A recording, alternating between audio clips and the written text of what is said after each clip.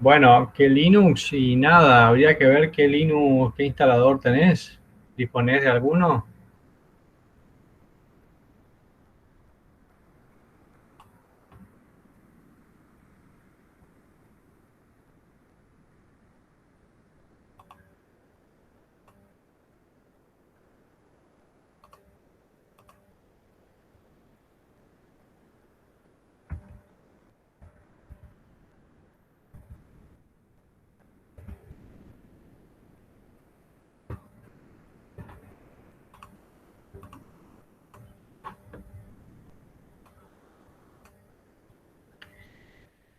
Porque si no tenés el instalador viene un poquito complicado, ¿no?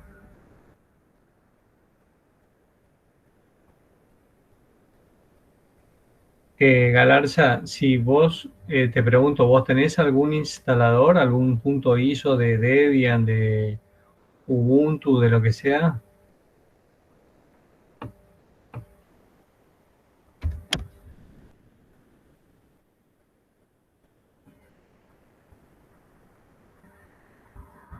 Bueno, por eso les digo, ¿sí? Sí,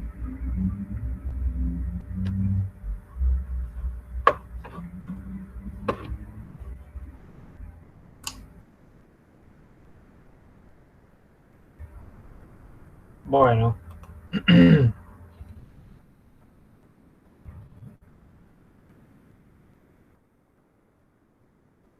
Ah, bueno, por eso.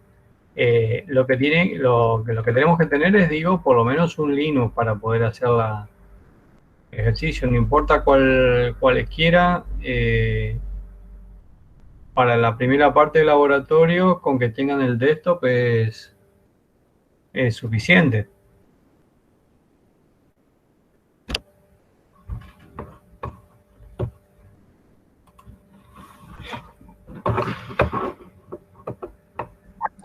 Pero el Ubuntu Server no sirve entonces, profesor. Acabo de decir que no importa que Linux tengan, cualquiera de los dos sirve.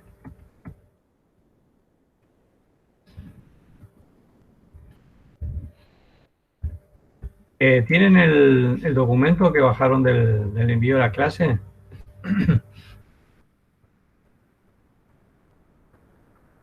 Bueno,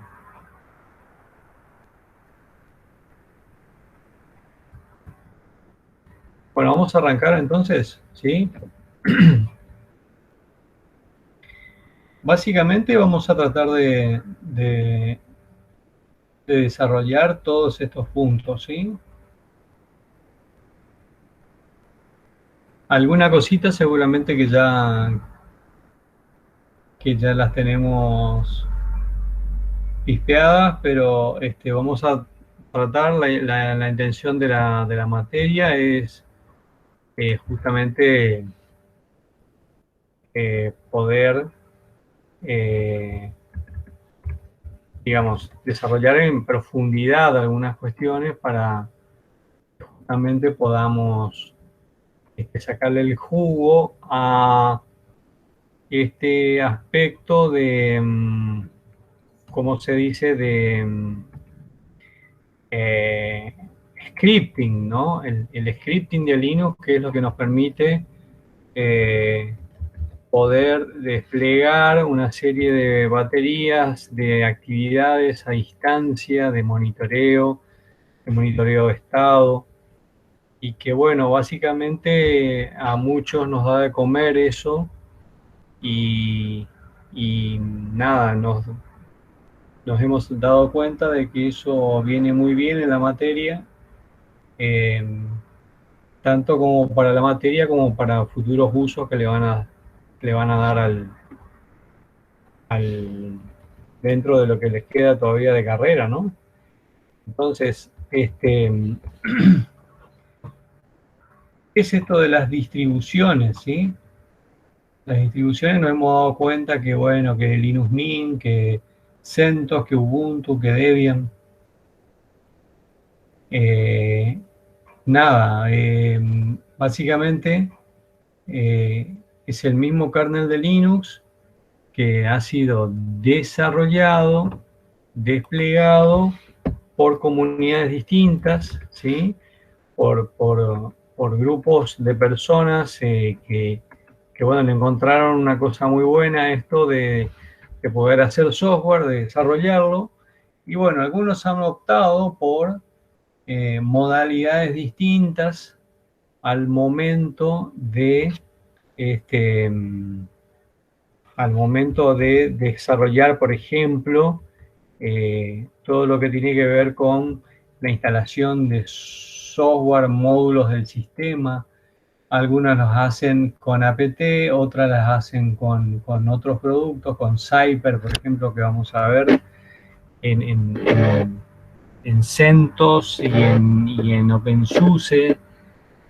Hay distribuciones que, bueno, básicamente trabajan con los paquetes que hemos visto, ¿no? .rpm o .dev, los famosos paquetes .dev que tenemos que salir a instalar. Bueno, todo lo que sea Debian, todo lo que sea Ubuntu es básicamente la misma cosa y se manejan con paquetes del tipo Debian. Las demás instalaciones corren sobre distribuciones que usan .rpm, ¿no?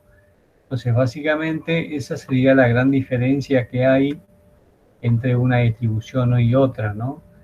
En el caso de OpenSUSE, OpenSUSE es una distribución que a mí en forma particular me gusta.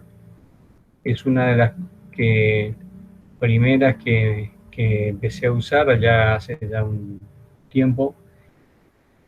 Las desarrolla el mismo SUSE, nada más que es el mismo software, ¿no? OpenSUSE es el SUSE sin, ¿cómo se dice? Sin ningún tipo de soporte, ningún tipo de servicio. O sea, algo no te funciona, entrar a la web y tratar de arreglarlo solo, no te digo, digamos. Esa es una de las características que a mí particularmente me cierran de esta distribución, es por eso que la uso.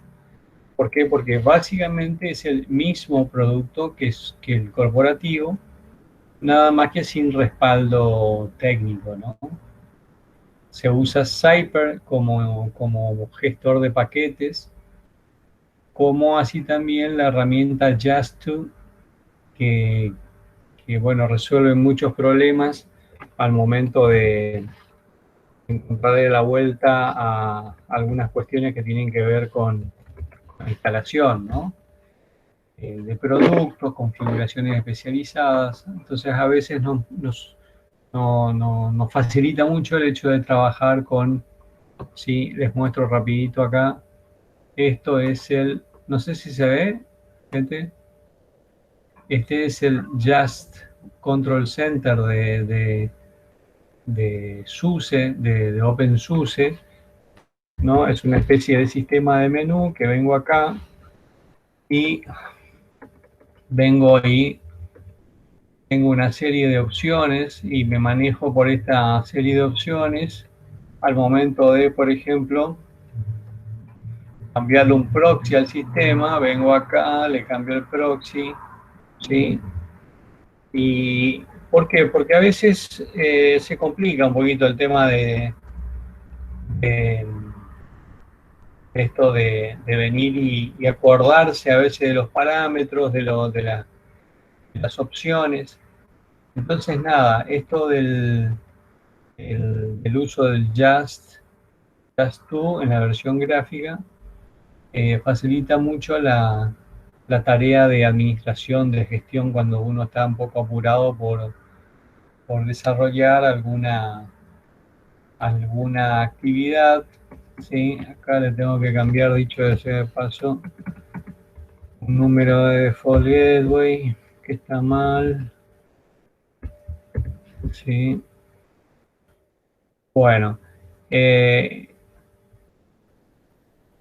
tengo entendido que Debian también tiene una de estas opciones para el trabajo de operativo, pero la verdad no es tan completa como esta de Just Do. Y bueno, esas cosas a veces importan, ¿no? Escríbanme por favor en el chat todos la versión, cómo obtengo la versión del Linux que estoy instalando. A ver si alguien sabe cómo se hace, por favor, ¿sí? ¿Cómo obtengo la versión del Linux que estoy instalando o que tengo instalado?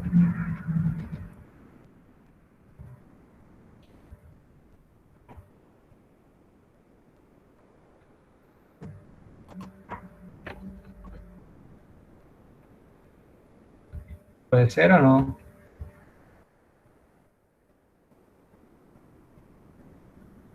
A ver, ¿quién me muestra? Muy bien, sí, el uname-r es una de las opciones, perfecto. ¿Sí? Escribo uname-r a ver qué me aparece en el sistema. ¿Sí? Voy a venir yo acá, les muestro, ¿sí?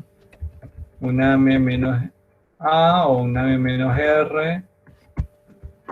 ¿Sí? Me está diciendo cuál es el kernel que estoy usando para bootear este sistema operativo. También en mi caso me está diciendo que uname-a me está indicando que esta es una distribución de 64 bits. Esta es la hora de que se instaló, si no me equivoco, 9 de junio del 2020. Sí, este es el nombre del kernel que está levantado.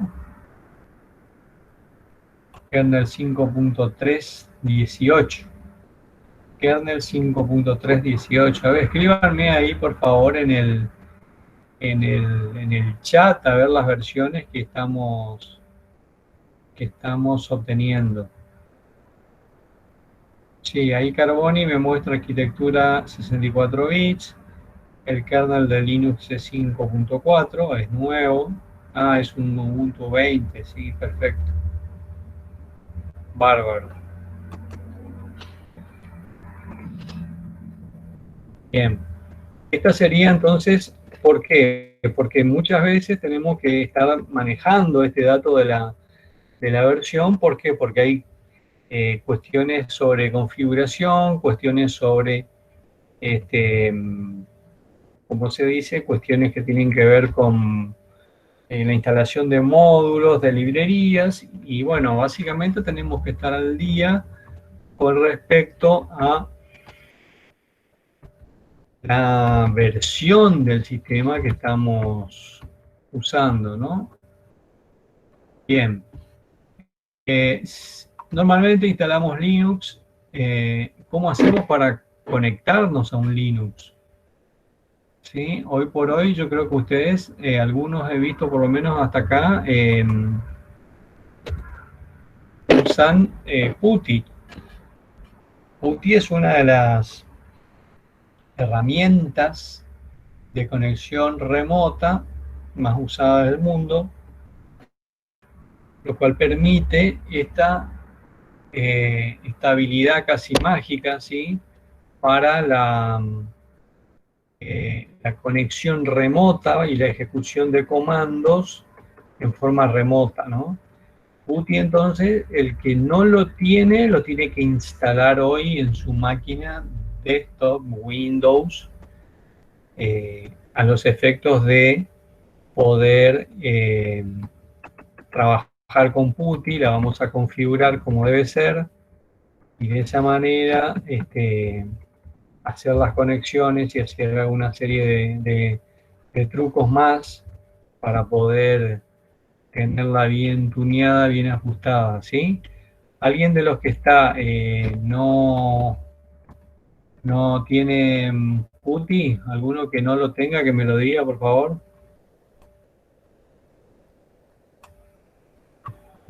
Profe, yo uso MOBA Extern. Bueno, bárbaro, ¿sí? Y te eh, resulta rápido, eficiente, no tenés problemas. y la verdad que no probé PuTTY, pero con este trabajo bien, sí, sin ningún problema. Bueno, Yo también tengo ese, profe. bien. La comparación del PuTTY me parece más fácil para enviar archivos y eso, porque ya te da para simplemente arrastrar y tirarlo a la máquina. Bueno, genial, ¿sí? Lo que quiero saber entonces es que todos tengamos alguna herramienta al final de la clase instalada, ¿sí? O PuTTY o el Movastern o algún otro, porque hay unos cuantos, ¿sí? En realidad. Profe, Sí, decime. yo en ese caso, para pasar archivos, eso usé WinSCP. Correcto, sí. WinSCP es otra aplicación muy común, muy usada, ¿sí? Se basa justamente en protocolos SSH para poder encriptar la sesión, ¿no es cierto? Que es lo que básicamente ocurre, ¿no? Históricamente los primeros Unix, ¿sí? Los Unix, se le dicen Unix, ¿sí? Usaban Telnet, ¿sí? Telnet era la aplicación que al principio era usada para conectarse en forma remota. Lo que pasa es que Telnet no usa encriptación, por lo tanto que sí, la conexión tiene que ser hecha pasando a través de Internet. Te van a pispear las contraseñas que usas y se te van a colar en tu sistema y vas a terminar saliendo en los diarios, ¿no? O sea, digo esto porque un poquito es lo que ocurre, ¿no? Entonces, a partir de Linux y de algunas versiones más avanzadas, se decidió anteponer una capa de software, ¿sí? A nivel de capa de transporte, a los efectos de poder asegurar el acceso. Todo va encriptado, o sea, el TCP iniciador encripta y el TCP destino desencripta. Y en el medio, si vos no te haces de la llave que encripta para poder desencriptar y entender el mensaje, obviamente que no te va a servir para nada todos esos caracteres que hayas podido recoger. Entonces, un poquito esa es la idea, ¿no? TCP/IP, SSH sobre TCP/IP para poder encriptar la sesión. Lo mismo para el caso de Mac, aquellos que usen Mac, es la misma historia, ¿no? Entonces, Secure Shell, ¿sí? Es un programa que permite acceder a un sistema operativo remoto, ¿sí? Estamos hablando del acceso a una red y a partir de esa red yo tengo la habilidad de poder meterme dentro de un sistema. Bueno, básicamente esto es lo que nosotros necesitamos hacer para que para poder administrar un sistema remoto, para poder mandarle a ejecutar actividades, código, para poder monitorear su estado, para iniciar, apagar o reiniciar servicios. Eso es muy común, ¿sí? Y para ello, básicamente, la manera de meternos dentro de ese sistema es a través de un protocolo más seguro, y SSH es el Secure Share, es la forma, digamos, más usada hoy en día. OpenSSH es una de las versiones disponibles, una versión abierta, que uno puede acceder a las fuentes y leerse cada uno de los programitas que componen el sistema, a los efectos de ver que nadie te está espiando ni nadie te está escondiendo nada. ¿Por qué? Porque yo compilo ese programa, es más, lo puedo modificar si quiero, si tengo ganas. Son versiones entonces Open source, acuérdense la palabra open source, tiene que ver con software abierto desde el punto de vista de la posibilidad de ver el contenido, ver el fuente tal cual está y poder, en todo caso, compilarlo o modificarlo, mejorarlo, agregarle alguna capa de ¿cómo se dice?, de software adicional, cambiar los esquemas ¿cómo se dice?, de los esquemas, por ejemplo, para poder encriptar, usar llaves y patrones distintos, etcétera, ¿no? Uno puede optar por todas esas alternativas y con eso lograr una instalación un poco más, más potente, ¿no? Entonces, SSH se encarga de sesiones de terminal remota y transferencias de archivos en forma remota, ¿no es cierto? Esa sería un poquito la situación. Es decir, nosotros vamos a sesión de terminal remota, ¿qué quiere decir? Y bueno, sesión de terminal remota quiere decir que bueno, nada, nosotros lo que queremos acá es meternos dentro de otro sistema, ¿sí? Y con eso poder disparar, no sé, un servicio, poder actualizarlo, poder reiniciarlo, poderle cambiar los permisos, entre otra serie de cosas, ¿no?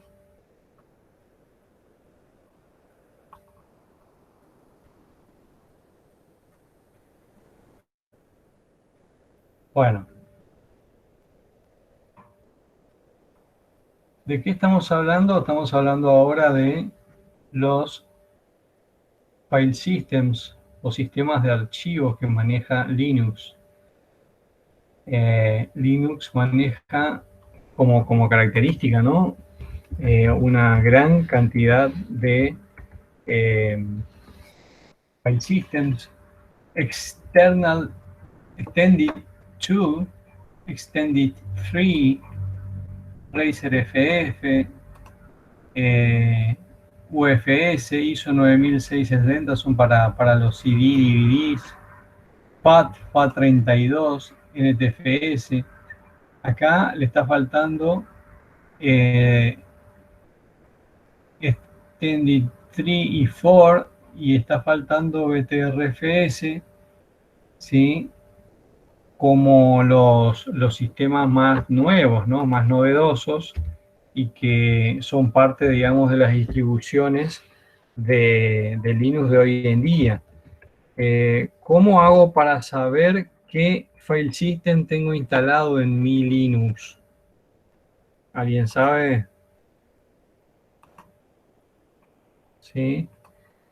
Yo puedo hacer ¿cómo era esto?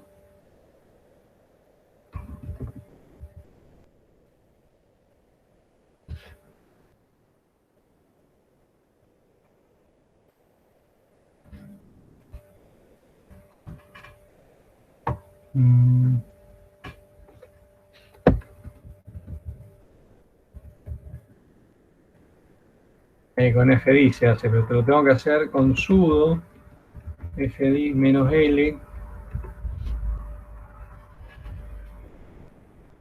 fdisk-l y escuchá, me está faltando, no me está apareciendo acá, a ver. No. fdisk-help. Espera, sudo sub. Todos métanse ahí como root del sistema, porque la verdad que esto es un dolor de cabeza. fdisk-help. ¿Sí? Están las opciones. Entonces el comando fdisk. Empezamos a ver comandos, ¿sí? Así a lo pavote desde ahora. Fdisk me muestra la lista de particiones. Este "-l" que yo le acabo de mostrar, muestra las particiones y sale. A me parece que es la otra opción. A ver, fdis menos lt. No le gustó menos t. No le gusta la menos t.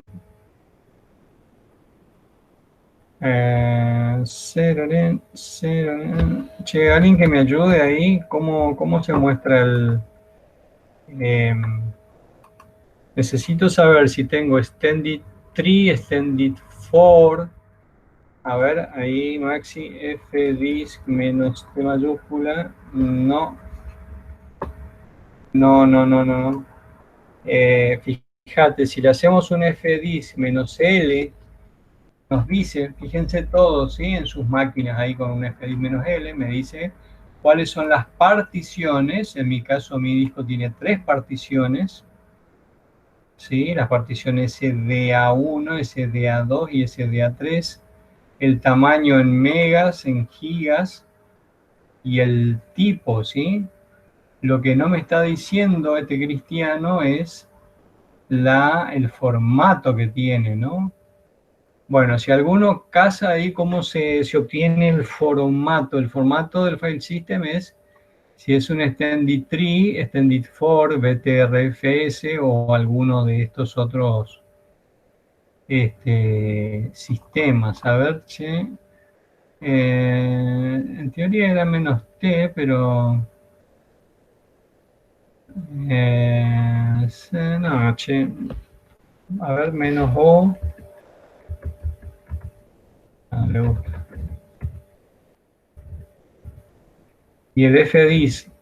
Fíjense que si le hago un fdisk barra de s... Menos L, profe, póngale también. ¿Cómo? fdisk menos L. Y si ese es el que estamos viendo nosotros ahora, ¿sí? Ah, bueno, ya nos fuimos a usar el LSBlock. Bueno, usemos el LSBlock. ¿Sí?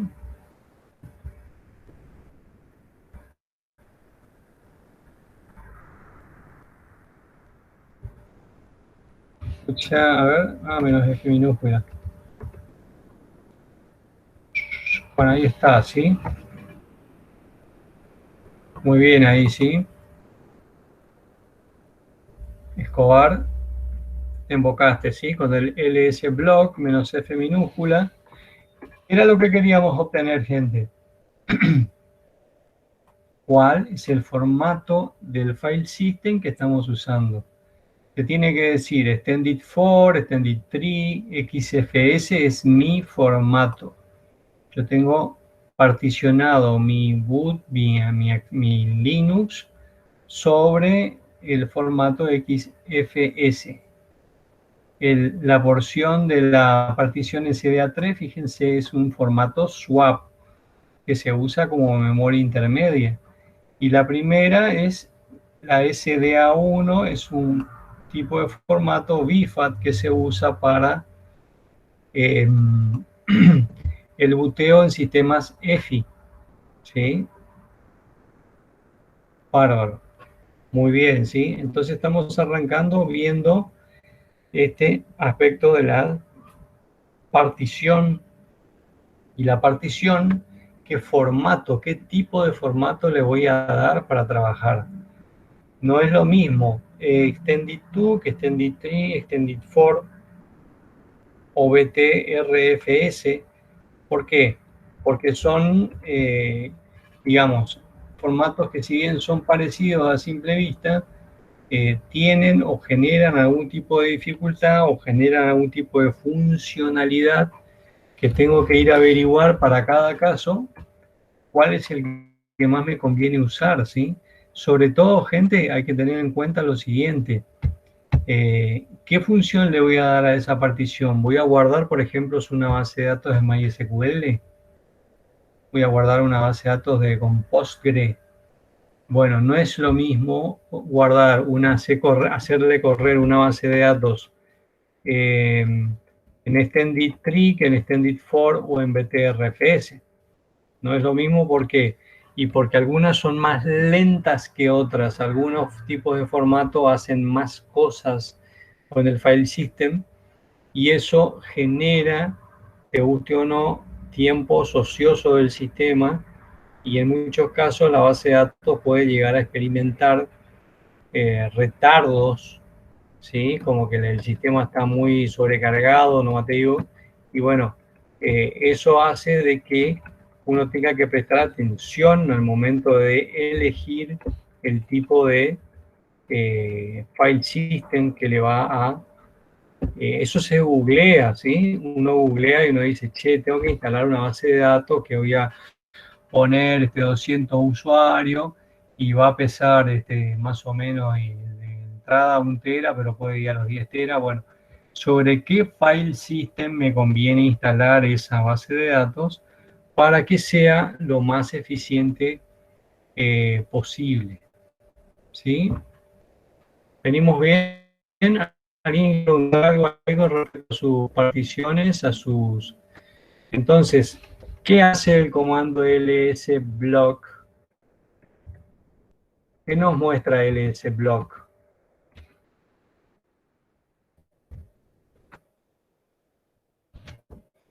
Nos muestra a nivel de disco fijo que tenemos instalado la información de particiones. Fíjense que yo tengo acá una SR0. ¿Qué es esto? Esto es un lector de CD, DVD, que está instalado. ¿Ok? Más el disco SDA. Los discos se habrán dado cuenta, ¿no es cierto? Se van enumerando con ese nombre, SD para discos SATA directamente conectados al sistema son SD, y la A es porque es el primer disco que encontró, ¿sí? Y la B viene a ser el segundo disco que encontró, y así sucesivamente. A medida que yo le voy a ir poniendo, incorporando discos como ser un pendrive, por ejemplo, ¿sí? Eso, ¿qué va a pasar? Y bueno, nada, se va a ir acomodando SDA, SDB, SDC, SDD, inclusive. De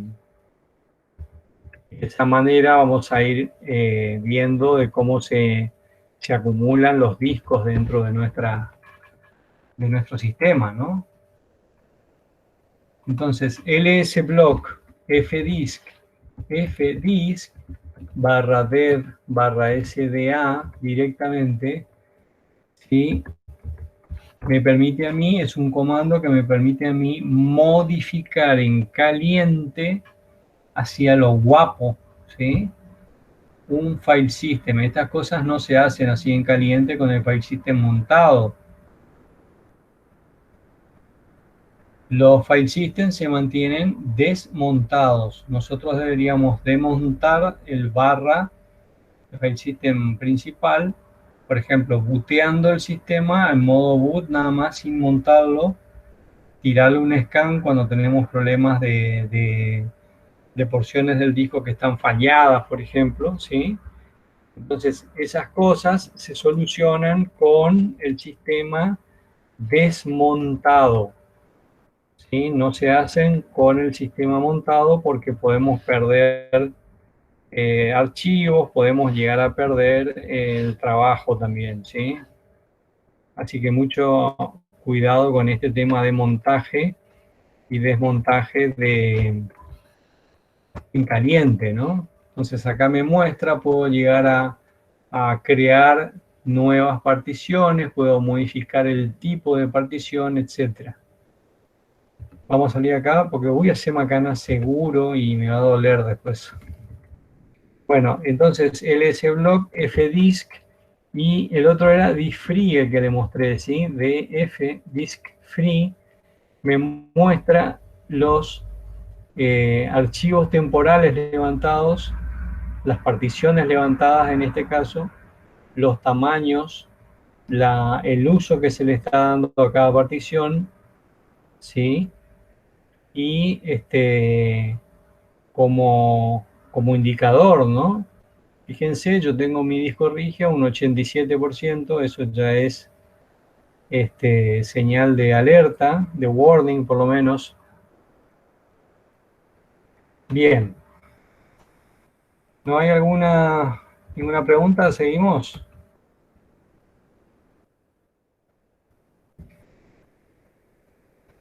Bueno, Extended for, la mayoría de los sistemas seguramente está instalada de esta manera, ¿sí? En este formato. Tenemos que entender que en los Extended for, los archivos, ¿sí? Están representados por una estructura de ínodo, se le dice. El ínodo quiere decir índice-nodo. Estos ínodos, así como cuando yo hago un ls del sistema, ¿sí? Y veo las propiedades de ese archivo, cada archivo tiene asociado un número de índice dentro del file system. Eso es muy importante porque, fíjense, yo estoy acá en una carpeta y le hago un ls menos li. ¿Qué se le agregó ahí como primer columna? Fíjense. No sé si ustedes lo ven. Gente, acá hay una primer columna que se agregó, ¿no? ¿Saben qué es esa columna? Esa columna es el número de ínodo de este archivo que se llama 4.jpg. Todas estas características del archivo están referenciadas con el número de ínodo que tienen, acá está marcado. Entonces, Extended for es un file system que maneja una especie de índice de apunte para cada uno de los archivos que se generan en el file system, se le genera un índice y sabemos cómo acceder a ese archivo, ¿sí? A través del número de ínodo, que es el que en realidad me brinda toda la información necesaria sobre el archivo.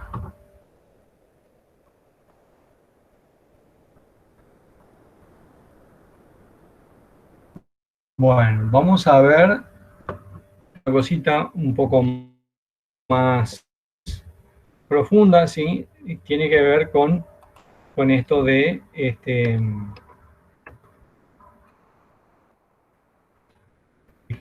vamos a manejar archivos que son denominados o clasificados como estáticos o dinámicos.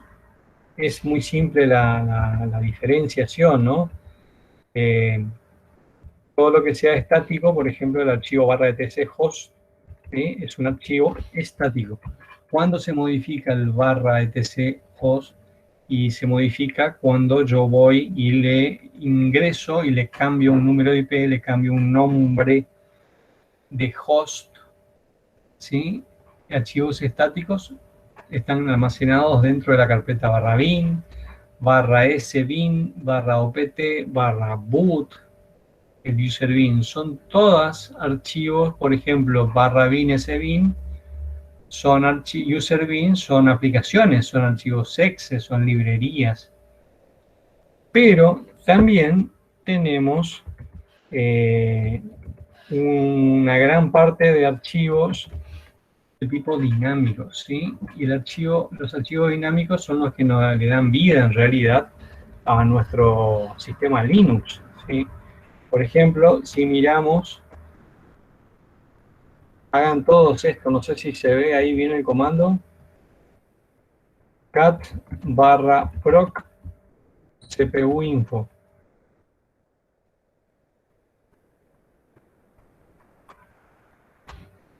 El /proc es un sistema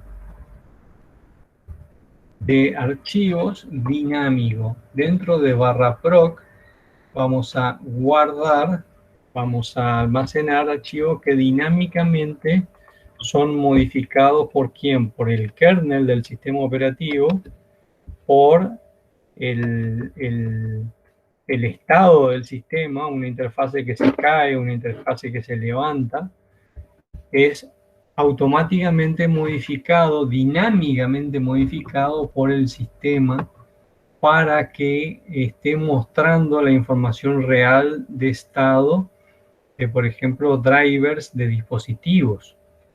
Fíjense, el cat /etc host. ¿Qué me muestra? A ver. Y me está diciendo qué estructura tiene el CPU que tiene mi máquina, ¿sí? Por ejemplo, el mío me está diciendo... ¿Qué me está diciendo? ¿Cuántos procesadores tengo? Si miro desde el principio, ¿comienza con qué número de procesador?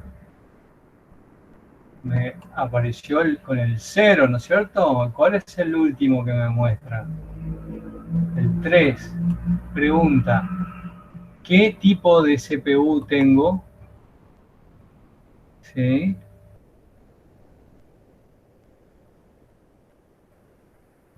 Bien, ahí.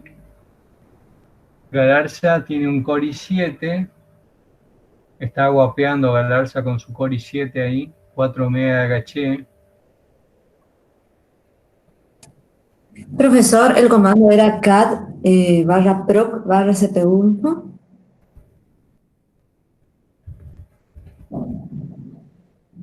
Porque a mí me dice que no encuentra directorio.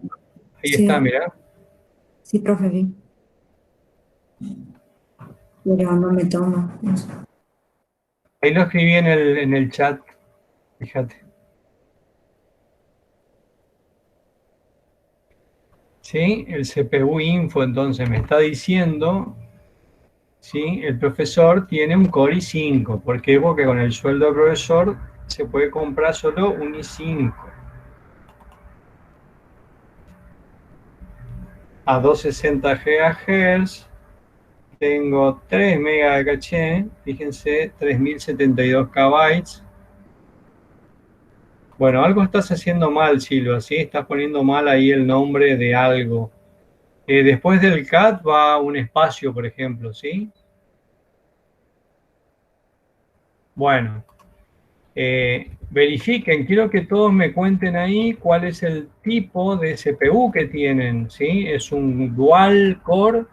¿Es un quad core? ¿Es un... ¿Qué es lo que tenemos? ¿Cuántos cores disponemos para procesar información?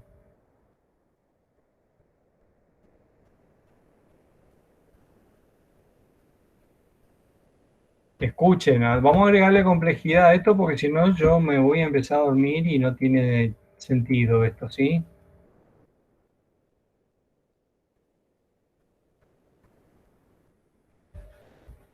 Pipe. ¿Para qué era el comando pipe?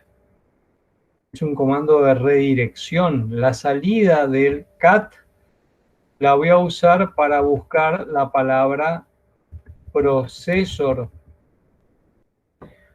Pregunto, ¿cuántas veces me aparece la palabra procesor? Me aparece 4 veces, ¿no es cierto? Quiere decir que tengo un quad core. ¿Y cómo hago para obtener el número, no las palabras? Pipe, word count menos L. Eso que tienen ahí se llama redirección. ¿Sí? Redirección. La redirección es la magia que tiene el scripting, ya sea en Linux o ya sea en PowerShell de Windows.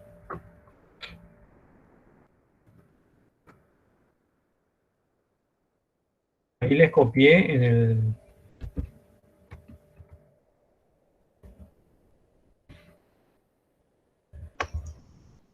Profe, ¿qué mostraba ese último comando? Muestra el número de procesadores que tenés instalados. Hay gente que dice que le tiene uno. ¿Por qué? Porque son máquinas virtuales. Pablo Valdés, ¿cuánto CPU le agregaste a tu máquina virtual? La fuente, vos también. Ustedes están usando una máquina virtual, si no me equivoco. en tu VirtualBox, ¿cuántos CPU le pusiste? ¿Le pusiste uno? Bueno, te va a aparecer uno. ¿Sí?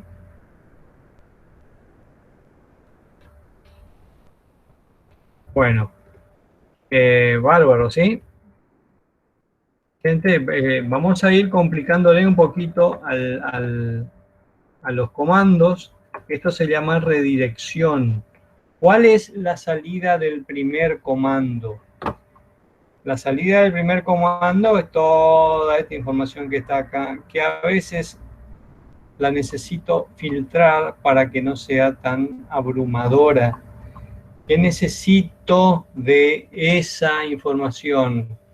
Saber cuántos procesadores tengo. Genial. Si filtro por ahí,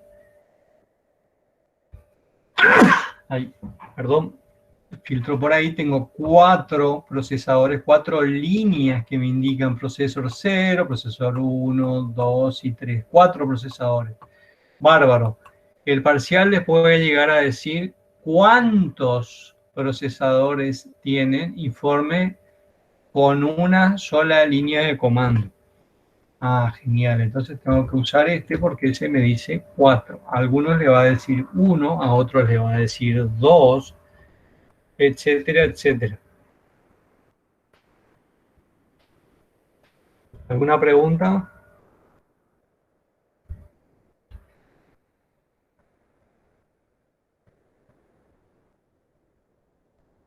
¿Sí? Tenemos entonces dinámicos. ¿Y por qué dinámicos? Acá medio que mucho no se ve que esté cambiando, ¿no? Pero ¿qué pasa si hago un cat /proc meminfo?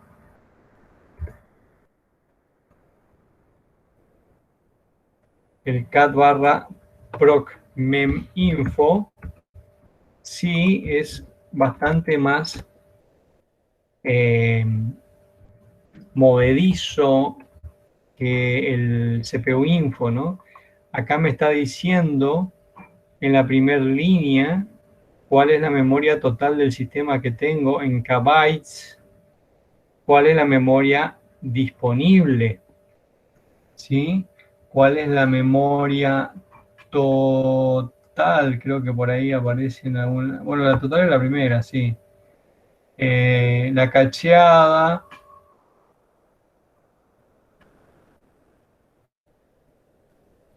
Está súper esto, ¿no? Pero a veces no me interesa tener tanta información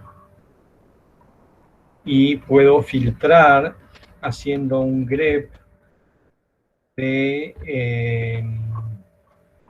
qué, a ver, la palabra free. Tengo apariencias en memfree y en swapfree y en huge page free, ¿no? Entonces, ¿qué hago? Puedo llegar a poner acá adelante memfree, ¿no? Me gusta y quiero saber lo que tiene memfree. O sea, ¿cuál es la memoria libre, totalmente disponible en este momento? Pero yo quiero que el sistema me muestre el número, no toda la línea. ¿Cómo hago para que me aparezca esta segunda columna solamente?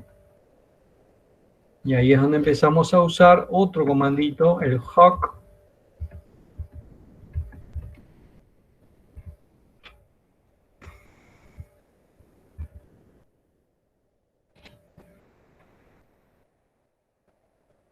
Y fíjense cómo es dinámico, ¿no? Lo vuelvo a ejecutar. Lo vuelvo a ejecutar. Lo vuelvo a ejecutar. Cada vez tiene menos. Muy bien, ¿sí? Entonces, esto es lo que quiero decir, y les dejo el comando, ¿sí? Esto es lo que quiere decir el sistema con respecto a que son archivos dinámicos. Dinámicos, entonces, ¿sí? Dinámicos, ¿por qué? Porque van cambiando su contenido, su estado, en función al real uso que se le den a los dispositivos que componen el sistema. Por ejemplo, el estado de la memoria RAM, por ejemplo, el estado de la interfaz de red, el cat barra proc, el proc es net IP. Escucha, ¿cómo era esto? Esto es jodido. Wireless, UDP, TCP, H.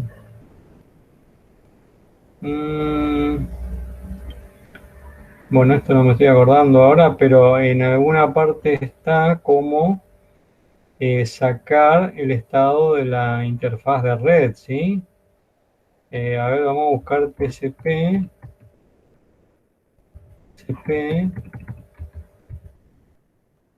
Bueno, me salió toda una gran cantidad de cosas. No, no es TCP, lo que quiero buscar es Protocols Packet IP. Vamos a probar con IP y GMP, IP, Netstat, Netlink, TCP, Unix. A ver, Stat. ¿Qué me dice Stat? Stat Caché.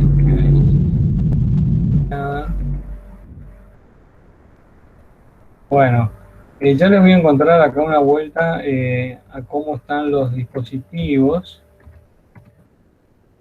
A ver ahí. Ahí está, ¿sí? Fíjate, ahí me está apareciendo en el Ethernet, ¿sí? Hago un grep de Ethernet de ETH0, que es el nombre de mi interfase, y me dice cuál es, ¿sí?, el estado de paquetes, de bytes, de paquetes, errores, drops, FIFO, frame, complicit, multicast. Por un lado los recibidos y por otro lado los transmitidos. Fíjense que hay recibidos 40 millones de bytes y hay transmitidos 18 millones de bytes. Normalmente todos tenemos esa misma disposición. O sea, usamos Internet para bajar material, ¿no es cierto? Entonces esa es la manera en que deberíamos tener, es prácticamente una especie de patrón cuando nuestra interfaz de acceso a Internet nos muestra que tenemos solamente, digamos, no solamente los paquetes transmitidos como los paquetes recibidos. Gente, ¿cómo hago para, con el comando hoc, mostrar los transmitidos en bytes y recibidos en bytes? ¿Sí? ¿Qué tengo que hacer acá con hoc? Le tengo que pedir que me imprima el primero o el segundo. El primero tiene que ser, el segundo tiene que ser, el segundo, tercero, cuarto, quinto, sexto, séptimo, octavo, noveno, décimo. ¿Sí?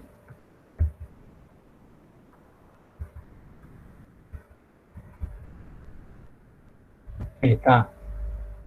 Si lo vuelvo a tirar esto, ahora mismo nomás. Claro, porque no estoy teniendo, fíjense, a medida que vaya actualizando alguna página de internet o vaya haciendo algo más, fíjense cómo de alguna forma esto me va a ir cambiando. Ah, no, este es el Ethernet. No, pará un cachito. Me tengo que ir a buscar la WLAN, la WLAN 1. Ahí está, ¿sí? Si ahora la vuelvo a tirar, fíjense cómo este número cambió a este número. ¿Hay alguien que quiere entrar? Perfecto, ¿sí?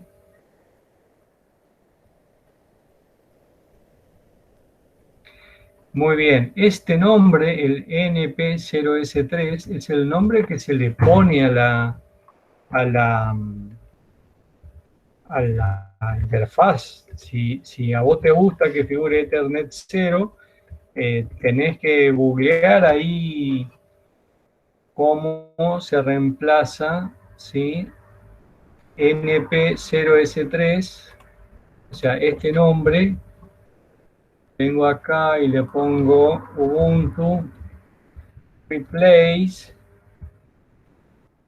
to ETH0, ¿sí? Enter. ¿Y por qué? Y porque tengo todos mis scripts ya que van y buscan eh,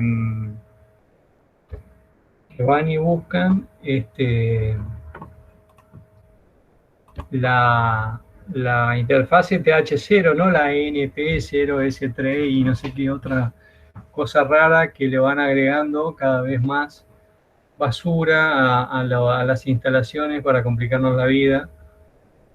Vienen acá y busquen, ¿sí? Sería bueno que aquellos que no les guste ese nombre, que le pongan directamente un nombre como ETH0, que es el estándar. Bien.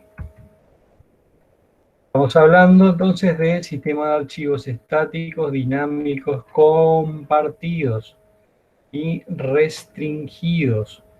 Los restringidos tienen que ver con, ¿sí? La posibilidad de ofrecer justamente,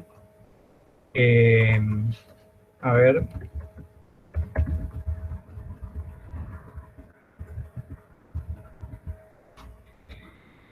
archivos compartidos dentro de una red local, archivos compartidos a través de algún servicio de, ¿sí? Algún tipo de, por ejemplo, Dropbox, ese tipo de servicios, ¿sí? En los cuales nosotros tenemos montado un file system, pero que no estamos controlando específicamente desde la característica del file system en sí mismo, sino a través de otros servicios, como ser NFS, iSCSI y demás. Tenemos archivos del tipo restringidos, por ejemplo, los var run y los var lock, que son los archivos que se registran para los sockets, para los números de procesos que corren en el sistema, en la memoria del sistema, ¿sí? Por ejemplo, hago un ps-f grep Firefox, ¿sí? Firefox, perfecto. Tengo varias sesiones de Firefox. Y acá tengo un número de sesión, ¿no es cierto? ¿Sí? Por ejemplo, 2550. Habría que ver qué es lo que hay en el var run, como los... ¿Dónde está Firefox? HTTP... OpenVPN, MySQL, bueno, está justo lo que quería mostrar, no está, pero fíjense, yo tengo corriendo systemctl status apache, sí, muy bien. Fíjense que el sistema tiene... Acá no lo dice, en esta versión no lo dice, pero tiene asociado el main PID que me aparece acá. El main PID, el PID es el número de proceso, Process ID 14198. Si yo hago un ps-f grep apache 2, 14198. Fíjense cómo 14198 es el primer proceso con el cual se dispara el Apache y se lo guarda en el var run httpd.pid. Si yo hago un cat del /var run httpd, me va a decir que el contenido es 14198. ¿Qué era 14198? El número del proceso Apache que dispara el servicio de Apache. Todo el servicio de Apache está siendo procesado, está siendo controlado por ese número de PID. Esos números son restringidos solamente porque soy root, lo puedo ver, ¿sí? Entonces, en mi sistema de archivos tengo archivos de tipo estático, dinámicos, compartidos y restringidos.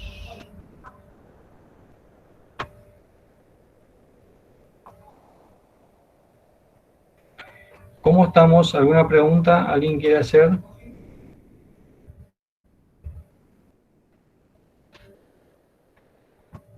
Profe, vamos bien. ¿Vamos bien? Sí, sí. Bueno, ¿qué estaba por decir? Vamos a pasar a ver ahora la estructura de los directorios de carpetas que conforman un Linux. ¿Sí? Si yo hago un ls barra, ¿sí? Me voy a encontrar, te guste o no, me voy a encontrar con esto que está ahí en pantalla, ¿sí? Lo pongo así.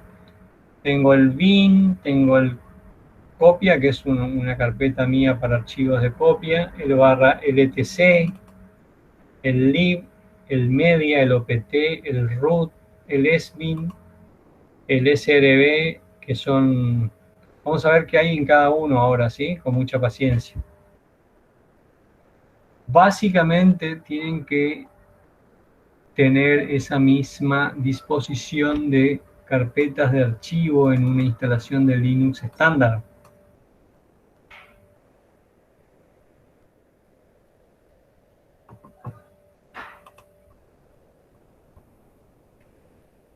Entonces, tenemos un sistema de archivos basado en un disco físico, ¿sí? Esto es un disco todavía, esto me delata la edad de mi PowerPoint, ¿no?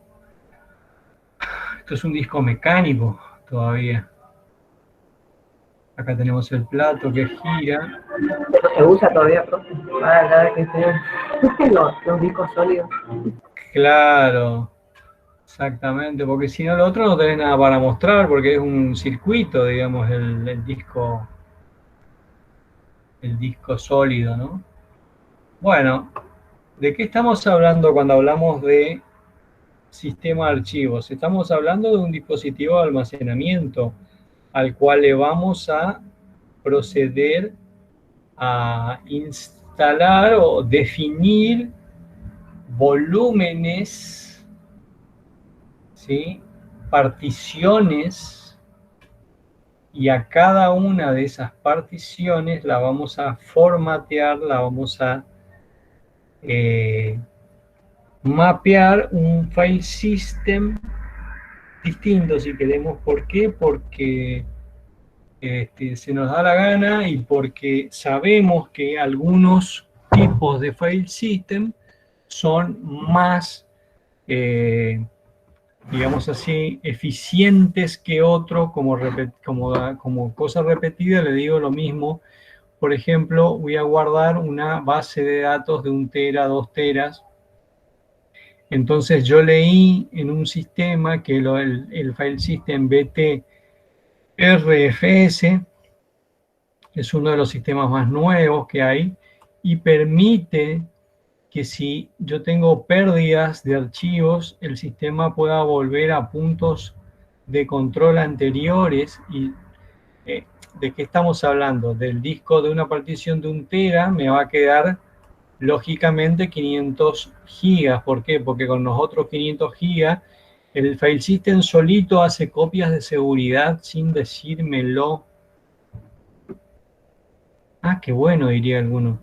¿Por qué? Y porque si yo tengo alguna pérdida, yo tengo la habilidad de meterme en la parte escondida del file system btrfs y recuperar eso que pude haber perdido, cosas que pasan, dijo Tusam, ¿no? Y de esa manera organizo mis sistemas de archivos dentro de un host con las características que realmente preciso. Normalmente el /home es una partición. Esto es como dejar el disco D para mis documentos. No sé si entienden lo que quiero decir todos. Mucha gente formatea su disco y le pone una partición C y una partición D, y en la partición D deja los datos, deja mis documentos. Entonces, acá en Linux es lo mismo dejar una partición /home para dejar todo lo que sea archivo, documento de los usuarios. Entonces, ¿por qué separo el /home de otras particiones? Porque si yo decido pasarme de la versión 14.6 de Ubuntu a la versión 20.04, pregunto, ¿es necesario que también formatee el file system de los archivos de usuario? No, no tengo por qué tocarlos. ¿Qué voy a tocar? Voy a tocar solamente la partición barra, que es una partición, y la /home es otra partición. La /home no la voy a tocar solamente la barra, y sobre la barra voy a instalar la nueva versión del sistema operativo. ¿Eso que me va a permitir? Que voy a tener una nueva versión del sistema operativo, pero con la misma estructura de usuarios. Puedo tener el /opt. El /opt es como nuestros archivos de programas en Windows. El /opt es el archivo de programas, así como lo es el /bin. En el /bin van los ejecutables tradicionales, la calculadora, todas esas cosas que uno usa todos los días. Y en el /opt uno puede instalar un GIS, uno puede instalar un Corel, uno puede instalar el Wireshark, uno puede instalar alguna versión de Chrome, etcétera. Eso va en /opt. Sistema de archivos, entonces resumen. Tengo el disco físico, lo particiono en tantos volúmenes como necesito y le asigno a cada una de esas particiones un nombre y un punto de montaje, como así también el tipo de formato que van a tener. Y de esa manera trabajo en mi host con un sistema de archivos personalizado a gusto para trabajar. Acá tengo una visión, bueno, parecida como la que les dije. Puedo tener ese disco 1 tera particionado en dos. Una partición de 100 gigas para el barra y una partición de 900 gigas para el /home. ¿Por qué? Porque los usuarios son los que más archivos ocupan, ¿sí? Con 100 gigas sobra y mucho sobra para instalar un sistema operativo. Normalmente si es un Linux, ¿sí? ¿Cuánto ocupa un file system de un Linux? ¿Cuánto les ocupa? Si yo les digo ahora, ¿cuánto tienen ocupado del disco? ¿Qué comando tengo que ejecutar en este momento? ¿Cuánto está consumiendo el barra del sistema operativo? ¿Qué comando era?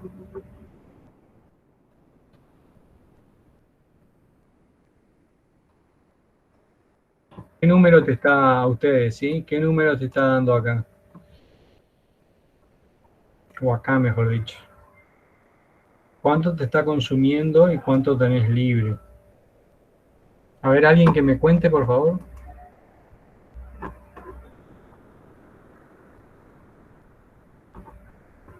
¿Y esa medida está en giga, profe? ¿La qué? Sí. O sea, 90 gigas está usando y 14 le queda de libre, ¿puede ser? Sí, y la partición es de 104. Sí. Bueno, alguno tiene ahí 10 gigas, está usando 4 y le queda el 50%.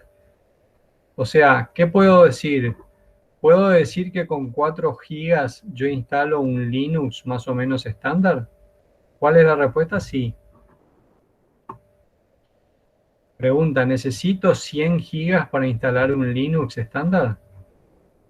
No. Bárbaro. Profesor, una consulta con respecto al formato del sistema, del disco, en Linux. ¿Qué formato sería compatible con Windows, por ejemplo, de los que estaban ahí? De esos, ¿qué formatos ve Windows? FAT y BFAT. Ajá. O sea que los otros que estaban ahí no los ven. No los ve. Bien. ¿Sí? Bueno, a ver, tenemos el barra, entonces, es la carpeta principal del sistema. El barra bin van las aplicaciones binarias de comando para sesión de usuario. Si yo hago rapidito un ls barra bin,